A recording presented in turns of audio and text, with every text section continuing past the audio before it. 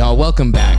We're here, episode 3, season 4 of the Mixtable. We're sitting down on this fine weekday afternoon with DvDx. Tyrone, how are you feeling today?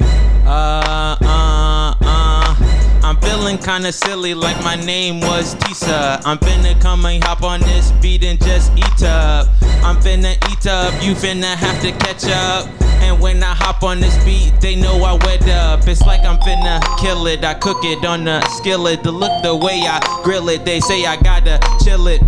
Cause I'm way too cold, I've been bold. It's like I had the paper, you know I never fold. So take a guess, you know what's next. You know I guess it's my boy DvDx. So we bout to take off, you know we coming soon. We bout to be on another planet like we on the moon.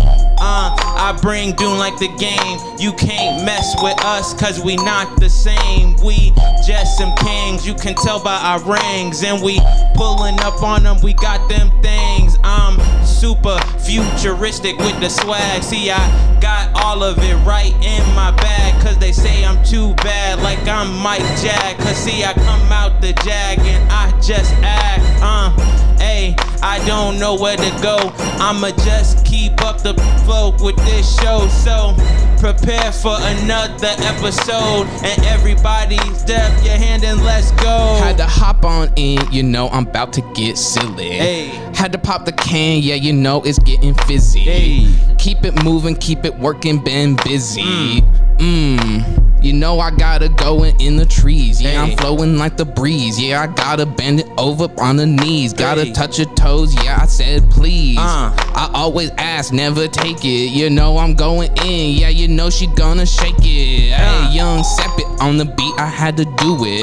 Hey, Scooby-Doo, had to go and get a clue with it. Hey, you know I'm gonna be a fool with it. Hey, had to go and get silly, cause that's how we do it. Hey, don't trip. Hey, we in the mix. Hey, so don't trip.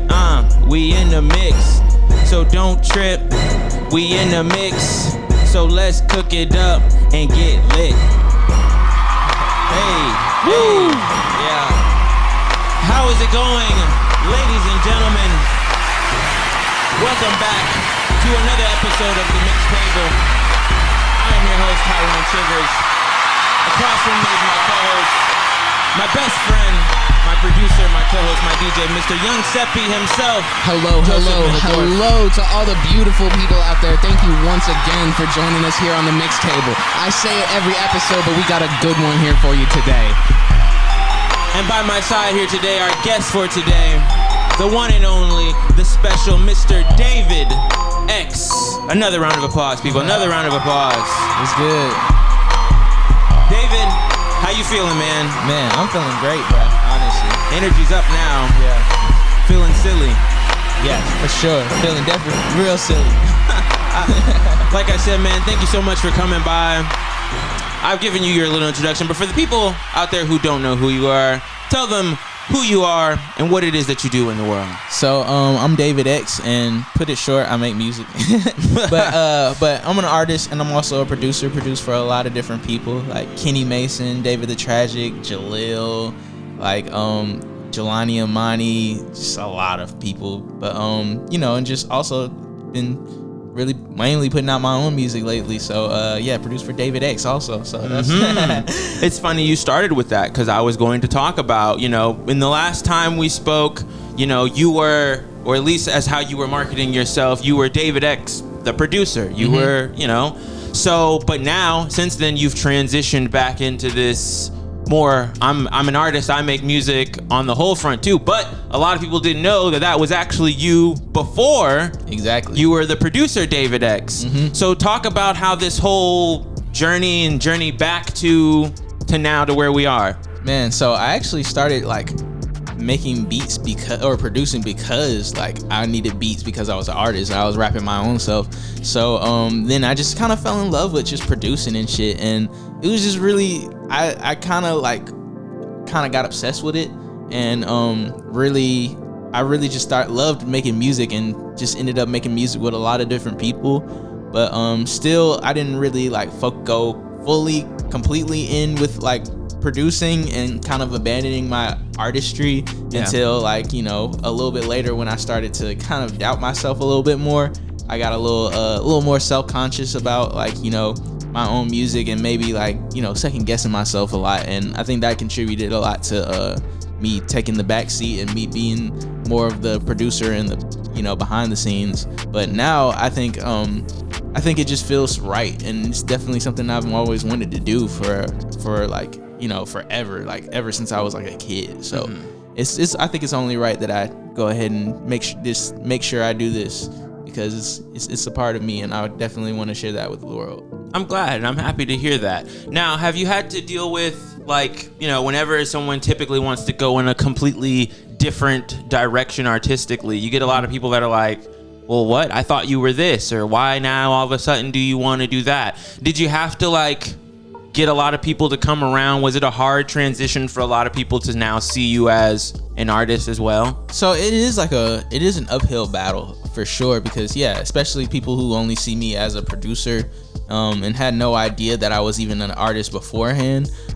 They're just it can throw people off, and you know, it can make people tune out, you know, just because they're not really, this is not what I came for. Yeah. But I mean, I'm still producing too, so that's like still a part of what I do. But yeah, it is like what, basically, to answer your question, it is like a uphill battle. And I've definitely, you know, heard things about people like, you know, doubting me, and you know, not really, you know, or just seeing people not really support it as much as my production stuff. But mainly just because, like, I think the timing of everything, when I was really focusing on producing, that's when a lot of things started moving. Yeah. And a lot of the people around me started moving. So a lot of the cool people that I met in that process, they knew me as a producer. But on the contrary to that, though, I think there has been a really, really good response to my artistry, just because people actually really like my music.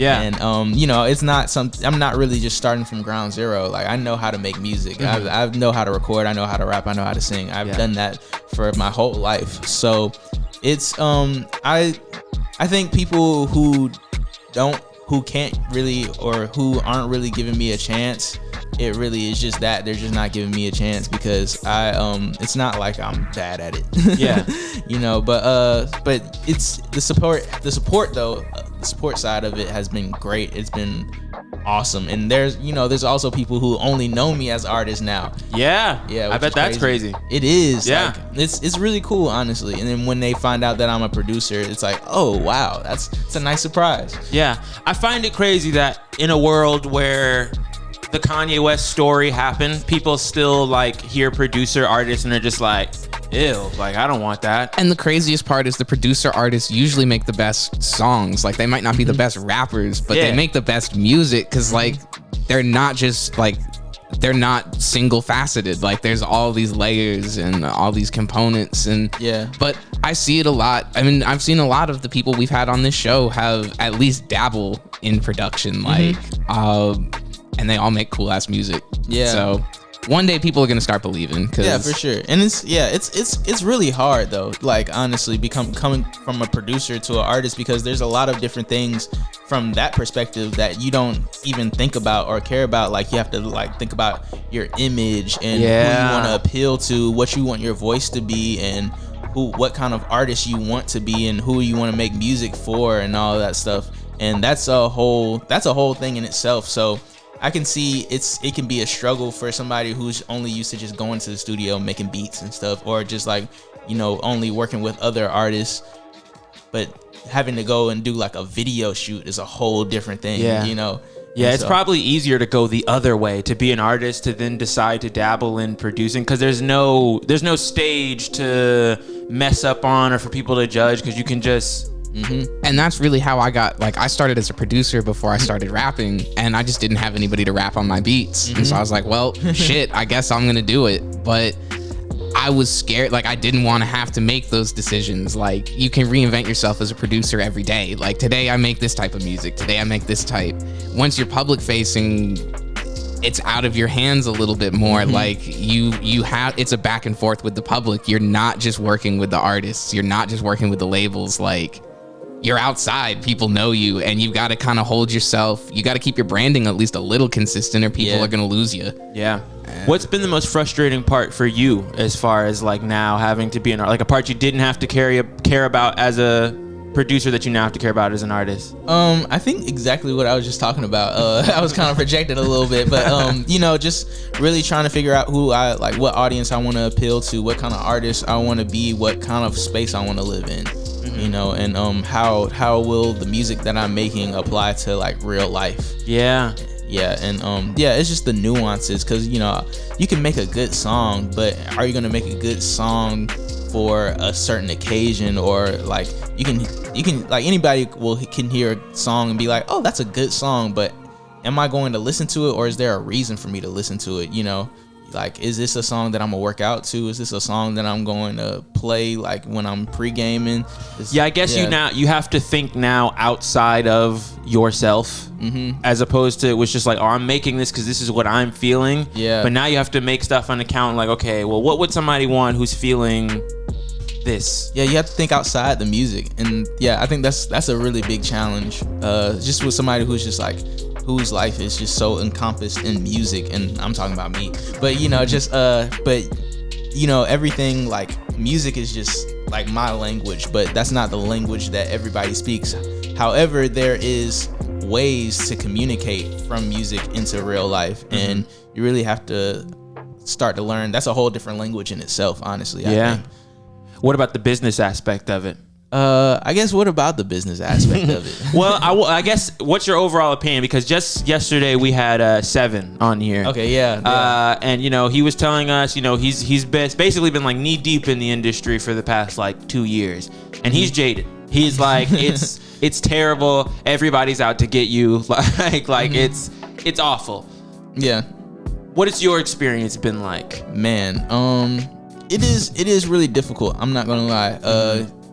You definitely have to play the game. You have to be, you know, it's very political, and there are, you know, people like, especially when you're coming up, people aren't going to like really, you know, I guess they're not going to treat you according to, you know, your talent. They'll treat you more so according to how important they are to you, I mean to them.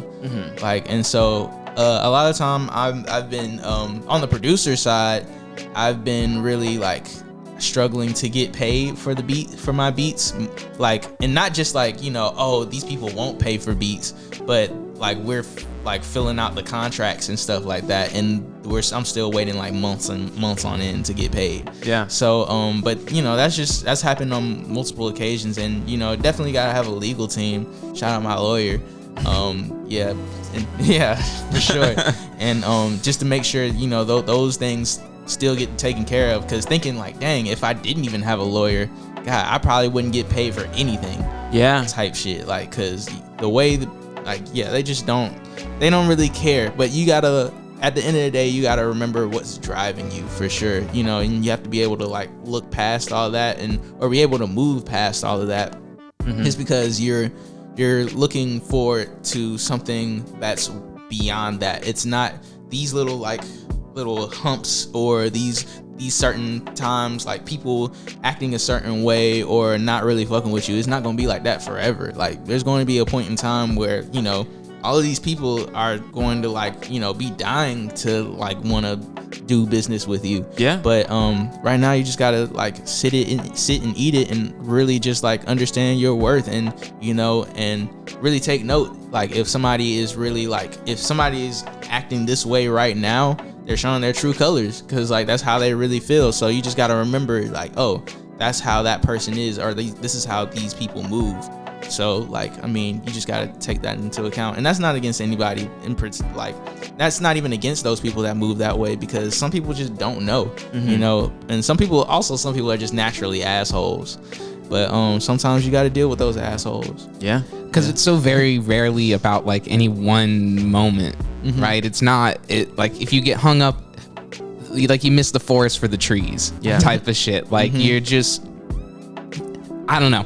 I've got some friends that have been working. They just got one sample cleared for I think it's like a Pivot Gang song. Oh, shit. And then he plays guitar, and he's like, they were working with another guy from France. Like they recorded the whole album, and they were just like waiting to get paid. 3 months went by. He just disappeared on him. Like they did like the whole project. They never sent it to him, at least, but like he just up and disappeared, decided, I guess we're not running with this anymore. Damn. And like it fucking sucks, and you can let things like you can let things get in your way if you let them. But it's not about any of those moments. Like none of those moments are gonna make or break your career one way or the other. It's the collective. It's the what, the momentum, the trend. Like it's not, if you get focused on one thing, you get stuck. Yeah. Shit's crazy. Much different tone than our 7 conversation. Yeah. He had a very lot of stuff he had to get off his chest, I guess. But I guess it gets like that. And you know, you kind of, like you said, you kind of just gotta take it on the chin sometimes and be like, now I wanted to ask you this. This is how I, tie together your story and ask questions at the same time. Now, I know that, you went to Europe for a while to perform with Kenny and, all those type of things. So in that, did you come into contact with a lot of like other musicians and acts from these places? Did I? We ran into like, we met this one artist in Paris who's from out there, and he was really, really cool. Yeah, but like we were mostly kind of like doloing it for the most. Well, actually, I did meet some artists. Like I met an artist in that one artist in Paris, and we met another artist in all right, I'm thinking about all the artists now. Like it's kind of, I'm realizing, dang, I never really even thought about it. But yeah, I met a couple of artists in London too. But just on some like random shit. The only artists that we met like that were like, I don't know, it was kind of weird, like because the first show we did in Europe was Rolling Loud, Portugal. In our flight to Portugal, it was Babyface Ray was on that flight, and Moray. Wow. And we went to when we got to our to the bags, like the baggage claim in Portugal, like they didn't have our bags. Like, so we're just waiting in the line to talk to the people with Moray, and we're just chopping it up with him because he lost all his bags too and shit. Wow. And yeah, so that was a crazy shit because my turntables, like my DJ board was in my bag. So like I didn't have my turntable that whole trip. I had to use like the venues. Where did they end up? I ended up getting them, but so we flew from Atlanta to Miami, then we flew from Miami to Paris, then from Paris to Portugal.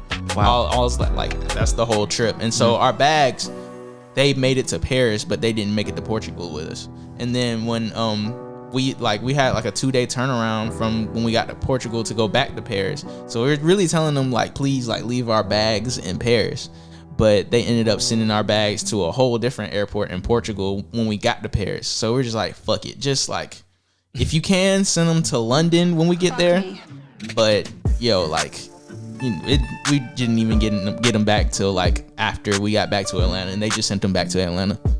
Flying gives me anxiety for things like that. And the Lisbon airport's like really rough, especially if you're coming in from France. Like my girlfriend came to see me in Portugal over the summer and lost. Like she was flying New Orleans to Miami to Paris to Lisbon, and they lost her bags in Charles de Gaulle. Yeah, we didn't even fly. We didn't even fly into Lisbon. We flew into a different airport. Into maybe Faro. Yeah, it's Faro. Yeah, we flew into Faro.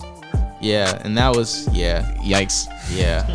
Well, I brought up you bringing like meeting other artists because I wanted to ask, like, we talk about this, the way the business is done and things like that.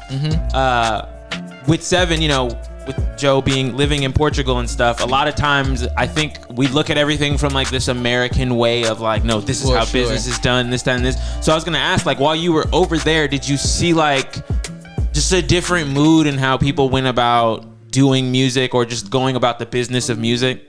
Or like the venues, did you notice the way the venues treated you was different? All right, so it's weird because the venue in Paris reminded me so much of the Music Room. Interesting. It was like damn near like a clone of the Music Room almost. But it was, I don't know, it was really cool. Like, I don't know, like they're just, I don't know. It's hard to tell because I don't know. They all felt pretty like similar, you know, to American, like how shit was run. But in Amsterdam, I will say that sound guy was the best sound guy. Like he really saved the day because we had an auto-tune pedal and our plug wasn't working, and so he literally made a new cable for us to like for us to use and like just let us take it like on the road with us. And shout out to that guy. Like he was like an actual like electrician. Yeah, they were like, he was like, the people in Amsterdam were really, really cool. Like that was I'm not gonna lie, that was a crazy show. Yeah. But but like as far as like business goes, I can speak for like outside of music. When we were in Paris, like the things in on Sundays are like only open from like 12 to 6. Like like when shit closes, like it's closed. Like even like really all over Europe, but like once it's closed, like they might even close like a couple of like maybe even an hour before it's supposed to close. But once they say they're closed, they're closed. They don't give a fuck about like, you know, trying to work to make money and shit. Yeah. It's like, yo, this is our job, but like once it's over, like that we're living. And that's, I'd say, like the biggest thing I've noticed living over there is that people really don't like, the day ends and I am done. Like, fuck this place. And like, not even in a, like, it's just, I'm done. The day is over. Like, I don't care. And it'll be really frustrating. We'll be trying to like throw events at places and we're like, we want to throw an event here and you're going to make a bunch of money and we want to start it at like 8. And they're like, okay, but we close at 5. And it's like, okay, but what if we could, like, what if you got some people to like work a night shift or whatever? Like, what if we did that? And it's just like, nah, sorry, like we're closed at 5. And it's just so matter of fact, just like, the day ends and we're gone. And people don't work to live. That's one of my favorite or they don't things. live to work. They don't live to work. That is one of my favorite things, or I guess one of the big things I notice here is the grind culture and how much it's like, oh, we gotta push it to the, because I can, and it's so funny how much like we're not used to it. Because even at my job, when I tell them like, oh, are you going to these meetings? I'm like, no. I'm like, why would I go to this meeting? It's not during work time. Why? Like, no, I'm not going. And they're just like confused. They're like, but why though? Like you need to, I'm like, it just doesn't, I don't. So it's just interesting that we've gotten to this place now where, at least in America, where it's even weird to even disassociate your life and your work life. Yeah, just like, considering that your work isn't your number one priority, it's not your number one defining factor. It's not your personality. I notice when I meet people, like here, when you meet people in the States, you'll end up talking about like, what do you do? For hours. Like they'll never let it go. And in the, like, maybe it'll come up. They'll be like, oh, what do you do? And if you're in school, you're like, well, you know, I'm in school. And if you got a job, you're like, I got a job. And then that's it. We move on. Like we can let it go. And I don't know, man, the world could just be so many different ways. It could be what you want it to at any point. And so many people are just so dug in that like the way that things are right now is the way that they are forever and have been. And getting around, you just see like it isn't. It isn't. Yeah, you just gotta see it's all from different perspectives and stuff. But speaking of such though, I know that, you know, speaking of like having to grind, I've seen you've been on the social media grind as far as like promotions and marketing and things like that. And I gotta say, man, hats off to you, because I hate it. I hate personally like doing all of that. Like, so when I see people who actually like excel at it or do it and actually excel at it, I'm like, hats off. So what exactly has that been like now, taking on this, trying to be a social media presence? Is it taking over your life? Basically is what I'm asking. Not really. I think I haven't really let it, because a lot of the things I do, I might do it in bulk, and then you know, or like, mostly just do stuff in bulk and just create, like shoot and edit like all at the same time. And just let that be that. And then now, Instagram has like the scheduled post thing now. So you put me onto that. Yeah, so I kind of just schedule out my posts every now and again. Lately, I've been kind of like off it, and I don't know. I've been kind of slipping a little bit. I need to get a little better, but I still try to be consistent and post something every day. It can, I will say it does feel a little crippling at times though, because it's like, damn, like I'm putting all this in, like all of this energy into social media and stuff like that. But what if that shit just shuts down tomorrow? How else will I really connect with my fans or really get my music out there? So I've been kind of like starting on the email campaign thing, like on the newsletter. So I've been trying to be a little more consistent with that, and also want to do more real life stuff. So I mean, social media, like it's that, like me being more active on there and posting like every day, that's pretty new to me. I didn't really do that at all last year. That's pretty it's a pretty like fairly new kind of thing for me. So I'm more so in experimentation mode, and it's been pretty cool. Like I think like people are definitely starting to take notice, and I sometimes I wonder, damn, am I kind of annoying? But it's I think I'm getting my point across, because people, a lot of times people don't check out something until they see it like 7 times first.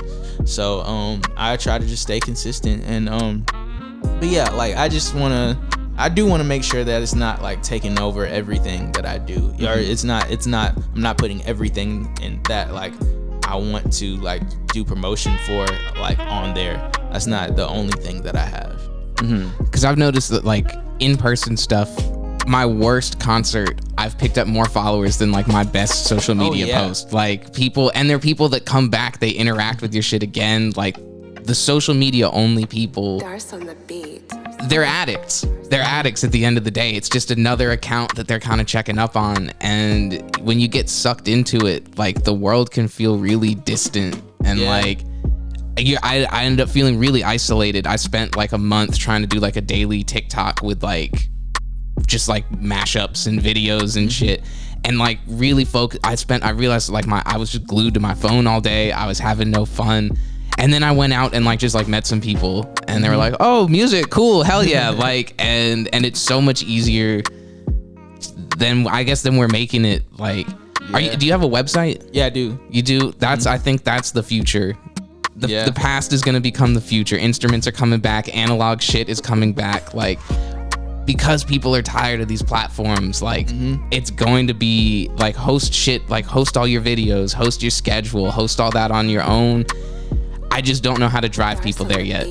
But I think that's like what's coming in the next couple years, is like people kind of like either gonna triple down on the social media shit, or things are gonna fracture and like go back to like internet communities and stuff, Reddits, Discords. Like I think that's where we're going long term. Yeah.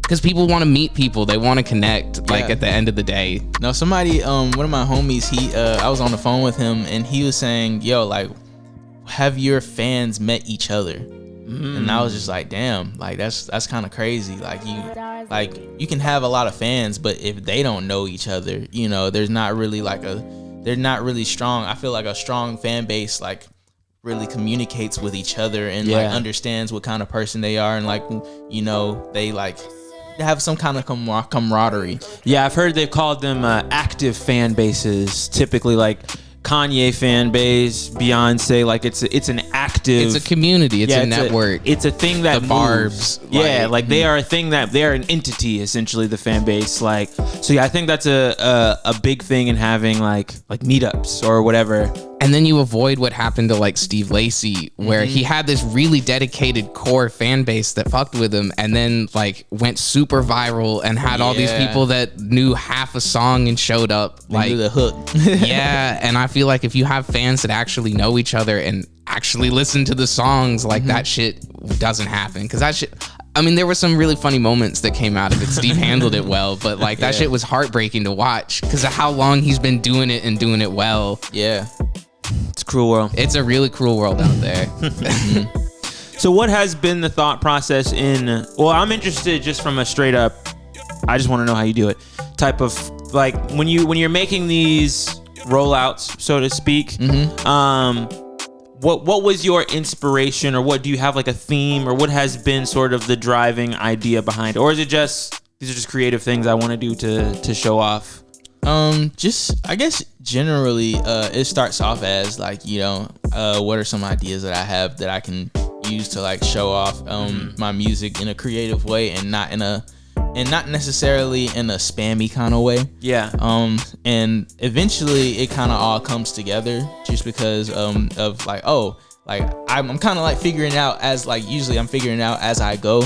It's like, oh, that worked. Oh, that what I did with that was really cool. What if I, you know, incorporated with this, but also, you know, added this element or so. So it's like I said, I'm really in a like mode of experimentation right now, and I haven't really had it all figured out. So really, I'm just taking this shit one day at a time.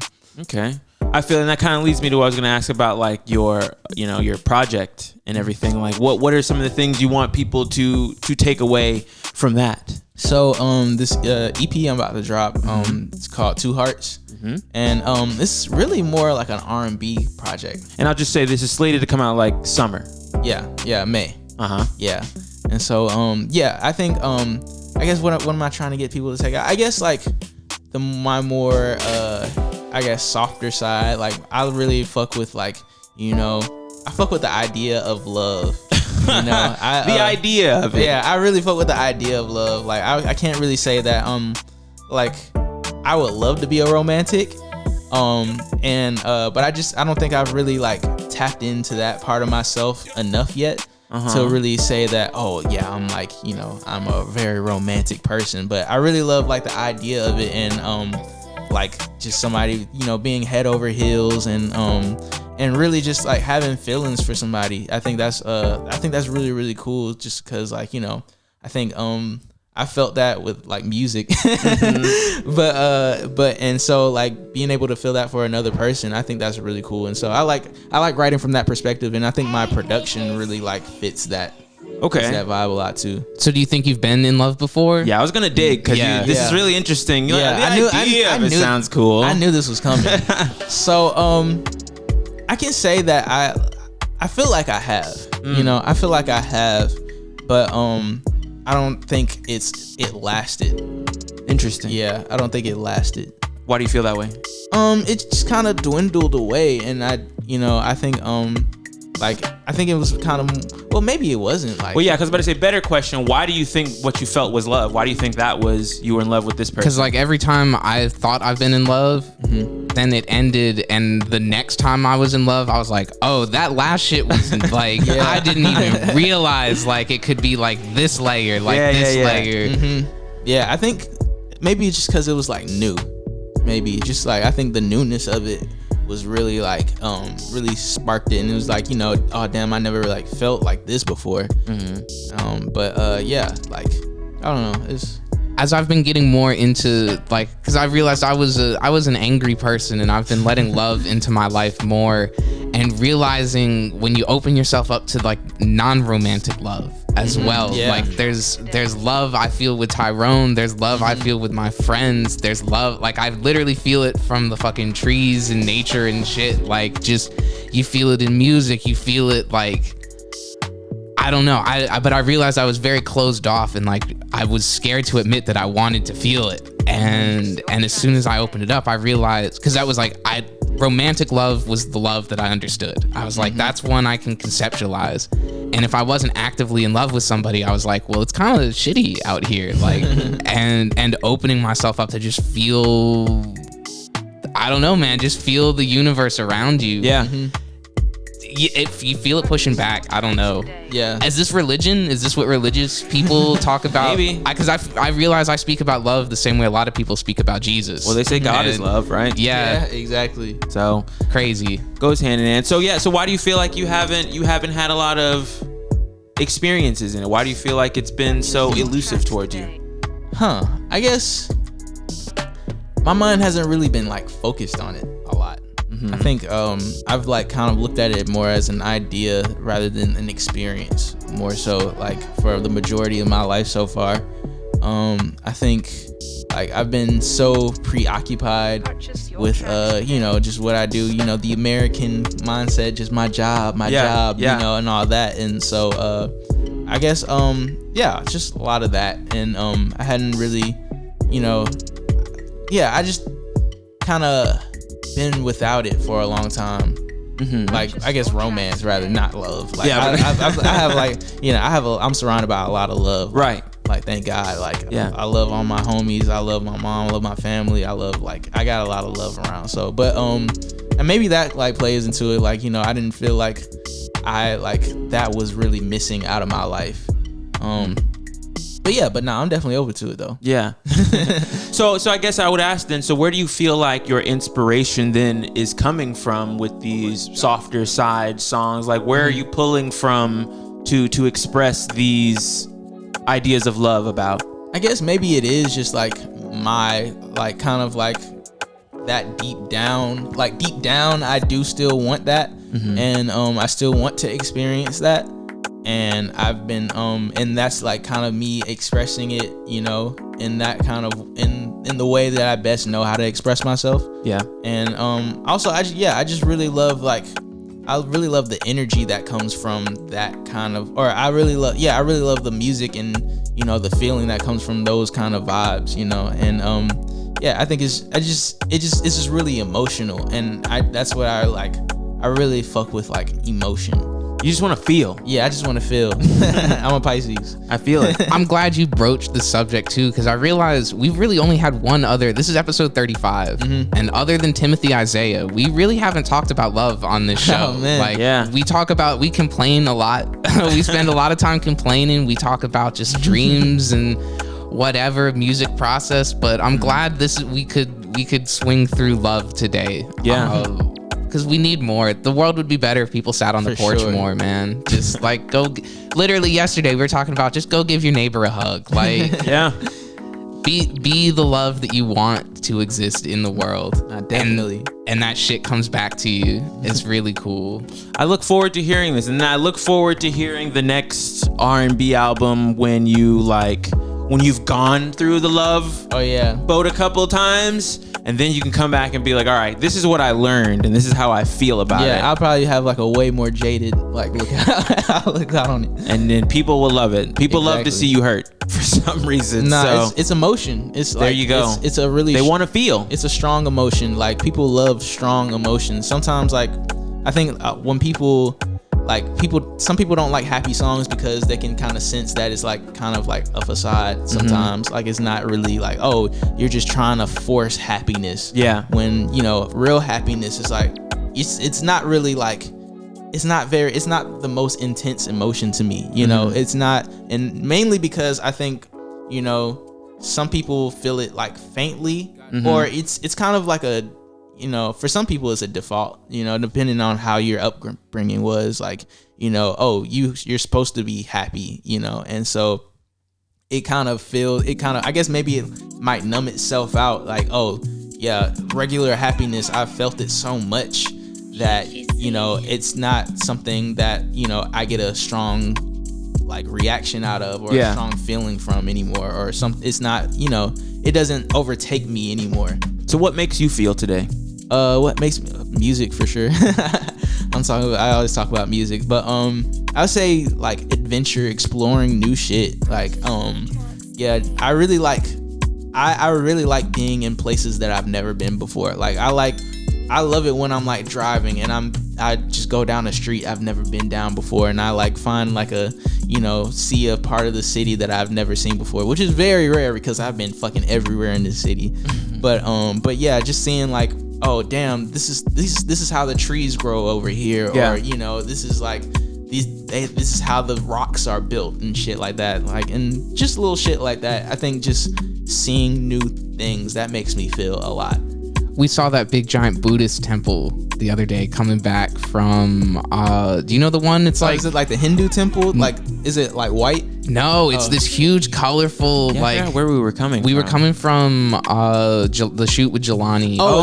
Wood. Yeah. I know what you're talking about. Yeah, that shit is crazy. Yeah, we were driving down the highway. I'd never seen that. It just all of a sudden there's this enormous thing, man. I love, like, You though said something interesting where like people don't want. They like it when you're sad. They they want you to be sad. And I feel there's a good, like, it's an important reason to like actually be a person to your fan base, like connect with them. Cause I hear like so-and-so will go through like a breakup, or like some celebrity goes through a breakup, and the fans will be online like, ooh, the album we're about to get is gonna be crazy. Like, that fucking sucks. Yeah, like you're going through the worst shit in your life, and people are like, finally, like his life is in crisis. Like it's been this happy bullshit for 3 years. Like finally, like we're gonna get a crying album. And that's just, I don't know, man. I don't know. Like that just seems, it's just a really strong emotion, you know? I feel like and also it can feel isolating. So when you feel like, you know, somebody else can be sad with you, it's like, oh, it's a little comforting. Misery loves company. Exactly. Yep. Yeah, that's very true. So when do you, what was I gonna say? I do remember. So you're saying like you like exploring, you like being in different places, but I was gonna say, does that also extend to different situations? And do you like being in uncomfortable and different situations that you've never been in before as well? I definitely don't mind it. Okay. Yeah, I think like, you know, being in different rooms, working with different people, I think so. Like, I mean, I think it applies to a lot of different stuff. Like I like trying new foods. I love going to new cities. I love like just seeing new artists perform, shit like that. And yeah, just I think because there's just always like, you know, damn, there's always something out there that I haven't experienced that might be really, really cool. And I think that really keeps me on my toes.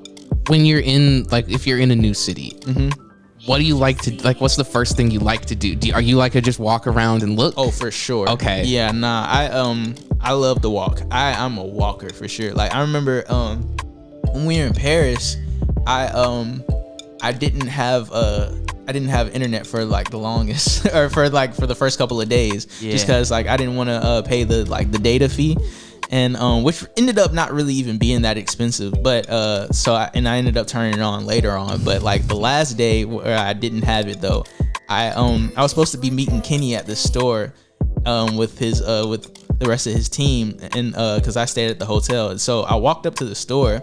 And when I got there, like nobody was there, and I was like trying to hit up the Wi-Fi, but the Wi-Fi was just like a little spotty or whatever. So I was just like, you know what?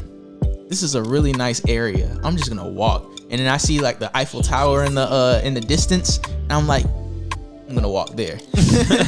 And so I just started walking towards the Eiffel Tower, and it was so beautiful. I loved walking in Paris. And I ended up, my phone was about to die and shit, and nobody knew where I was. And luckily right next to the Eiffel Tower is the American Library. Beautiful. And so I go in there, everybody speaks English, and I could use their internet. And they let me use their internet, and I got in contact, and they were like, where the fuck were you? Like shit like that. And they called me an Uber. And that was cool though. Luckily the Eiffel Tower is a good landmark. For sure. Yeah. So what was it like? How much like personal interaction did you have like with, you said you played at Rolling Loud. How much did you deal with the booking company? Like with these big festival type shits? Have you dealt with them yet? Me personally, I have not. I know some people at like Kenny's booking company, but and other than outside of a couple of conversations, like nah, I'm never really like, you know, dealt with them for real. Okay. Heard horror stories? Yeah, just, I don't know. I mean, you hear things on Twitter, like, oh shit. I don't know. Just like, I know, actually, I'm not even going to launch into it because I'd love to play with them someday. But yeah, just, I don't know. Just circling back to an earlier thing with people just like begging to get paid, like having to beg to get paid for a performance you've done, or being told like you need to be in this place, and then like you get there and like there is nothing lined up for you, like they're not expecting you, like all right. But if you haven't like actually had to deal with them yet, like congrats. Let's see, last question before I get you out of here. I wanna kind of get a little personable with you. So considering you know, going on this softer side, I want you to tell me, when is the last time you got your heart broken, and what did you learn from it? Man, I haven't really like had my heart broken for real since like high school. And, You're in for a road then, buddy. yeah, nah. Like that was like everything else has kind of like it's kind of just been like dwindled, like kind of just. But high school though, I was like, damn. it was a very new experience. Like, you know, caring about somebody like that, and then you know, realizing that, you know, the circumstances wouldn't allow you to you know, be who you wanted like that relationship to be.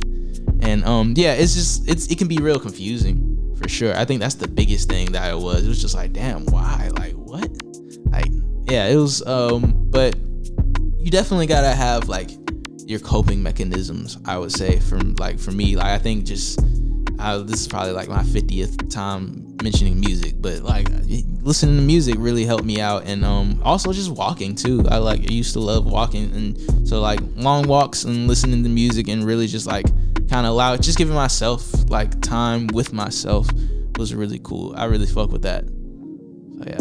Beautiful. Joe, you want to talk about your heartbreak? No, I'm just kidding. We don't have the time. We don't have the time. Okay. Well, David, we've made it to the end here. And what we like to do here is we like to bookend things here. So, you know, we started with our little freestyle here, and we're gonna end with one For sure. So, but this time I'm gonna need a little bit of your help. All so right. basically, I want you to give me 3 words or topics or ideas or whatever that you feel best encapsulates the conversation that we've had here today. Okay. And then I'm gonna try to incorporate that into our little thing. So what do you think? Okay. Well, definitely love for sure. Love. Okay. Can't go wrong with that one. People. People. That's really broad. Damn. Okay. But you can change it if you want. Okay, yeah, I'm gonna change it. All Okay. right. We got love. We got Paris. Paris. Okay. Yeah. And I guess new experiences. New experiences. Yeah. Okay. Typing that in over there. And that sounds like a movie. That sounds like a movie generator, like love, Paris, and new experiences. Yeah, it's definitely a bunch of movies have been written from those 3 words. Right. And this beat is hard. Okay. Oh yeah, I guess we got to get a what trying to think, what type beat should we do over that? It's funny, this is an ambient Kenny Mason type beat with 75 views. That's Swear. hilarious. No, this beat is crazy. And he did the first beat that we opened with. Oh shit, that was on the other tab. He did the first person you mentioned, Furtis. Mm-hmm. He popped up because he was the Furtis type beat. Oh, and so he's he- also making Kenny Mason type beats. That's crazy. What's his name? Felix Herring. Felix Herring. Let me see let me see what's up with him. This is hard. Okay, but what kind of I'm beat? trying to think. Who's somebody who? Oh, he's from Atlanta too. Swear. Yeah. Oh wow, look at that. That's crazy. Might have our next a guest for next season. I'm gonna put this one in the save for later. Who's an artist I feel like makes kind of give me a Nelly type beat. Okay, Ooh. I like it. Yeah, I feel like he's somebody, you know, he kind of made songs for the ladies. Yeah. Okay. Yeah. Or even like T-Pain. Ooh, T-Pain. It's funny. The third thing was the Travis Porter Future type beat that we used yesterday. That's hilarious. Okay. I got a Nelly one here. 3 minutes long from Jeepsy Jim. Okay. Let's see what that's sounding like. Okay, let me pause this one. Here we go. Let's see what they talking about. Okay. Which Nelly is this? I guess it's With me. yeah. Gypsy run that. Okay. Kind of have some young boy to it.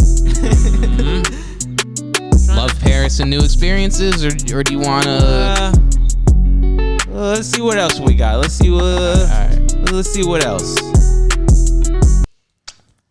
Okay. I forgot. There's like a million Nelly bags. So Okay, here. What about like a Nelly X Chingy 2000s rap? Okay. Ooh, okay. Okay. This beat is called Right There. Okay. I'm fucking with this. It's kind of hard. Okay. Okay. All right, I'll rock with it. Okay. Love, Paris, new experiences. Okay. So, what I'm gonna do, I'm gonna give myself something new. Been someplace that I never been before. Open the curtains, cause this here's an encore. Encores, I yell for. So I'm about to give y'all some more. So let's go, I go switch the flow. I go tell these people where we gon' go. Out in Paris, or maybe Tokyo. Cause they don't know, I got the flow, we go. I keep it going. They know I'm finna give them another showing. I go and do a little dance. I step over the border, you can see me in France. But don't look surprised, you can go and get cooked like I make some fries. I'm that guy, I'm that wise. Don't need a mask, no disguise. I'm right in front of your face. I'm about to go and open and close this case. It come from up above. When it comes to music, I got the love. I got a dub, that means I got 20. Turn it up, I'm about to feel like 50. In the city, getting real jiggy. Take it to the beginning, it's like we getting silly. No VIC, I'm the MVP. On your TV screen, that's where they see me be the greatest. No need to go debate it. I'm feeling myself like no need to finish the line, because they know when I come through, I'm really sublime. They look in my face, I tell that they jelly. I hop over the beats that's made by Nelly. Or maybe Chingy, I get a little springy. Came on this thing to do my little ditty. Like a little paradiddle. I got rhymes, a pair of riddles. It's like I got Skittles. I don't know. I've never been here before. Okay. I don't know where I'm gonna go. Okay. I'll do it this. I think I'll do it that way. I'll think I'll go around the store and I'll do it that way. Hey. It's new. It's new. I think I'm in love. I don't know what to do. What to do? Pop the bottles, release the doves. Put them on, it fits like a glove. This shit's a new experience.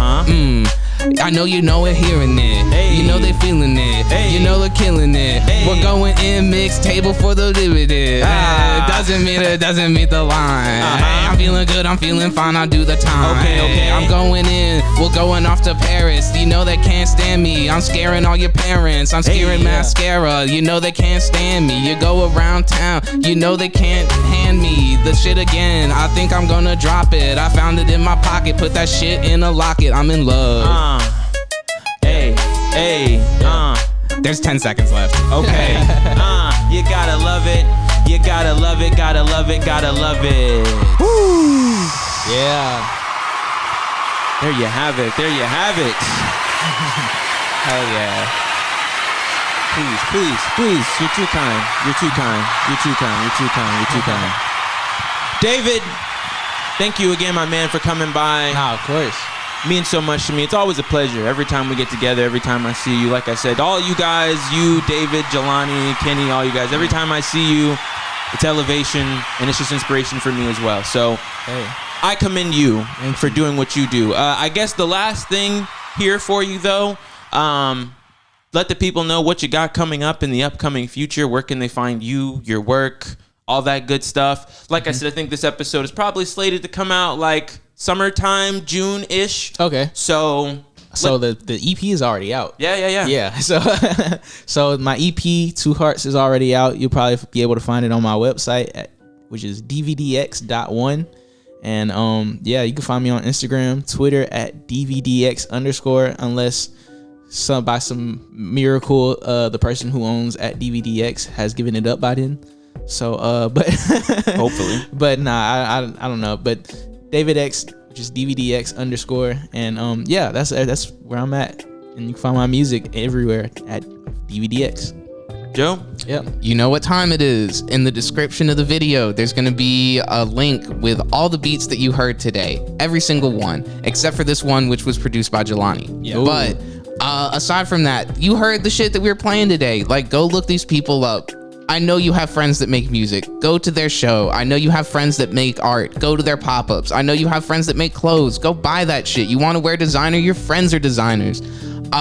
Spread some love. Spend some money with your friends. I'll have an album out at the time when this shit's out as well. That was Fun Now What? Available everywhere. I think that's everything. Tyrone, take us home. Okay. Well, ladies and gentlemen, that is going to do it for us over here at the Mix Table. Once again, I want to thank DvDx for coming here and being such the great guest that he is. I want to thank Joe for doing what he does on the ones and twos. And of course, I want to thank all of you for tuning in here with us. Whether you're listening or watching, we're just happy you could be here with us. So tune in next time where we're going to have somebody sitting in DvDx's seat and we're going to be mixing it up. Have a good one, ladies and gentlemen.